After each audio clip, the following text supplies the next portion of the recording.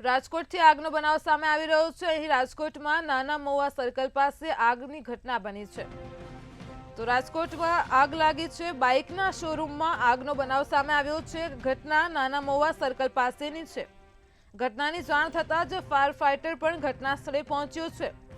અંદર લોકો ફસાયા છે કે કેમ તેને લઈને હાલ તપાસ શરૂ છે। આગ લાગવાનું કારણ હજુ પણ અકબંધ છે।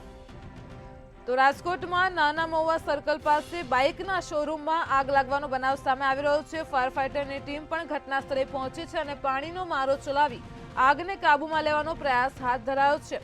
આગ લાગવાનું કારણ હજુ સુધી સામે આવી શક્યું નથી। તો બાઇકના શોરૂમમાં અંદર લોકો ફસાયા છે કે કેમ તેને લઈને પણ તપાસ ચાલુ છે। રાજકોટના નાના મહુવા સર્કલ પાસેનો આગનો બનાવ સામે આવી રહ્યો છે। બાઇકના શોરૂમમાં આગ લાગી છે।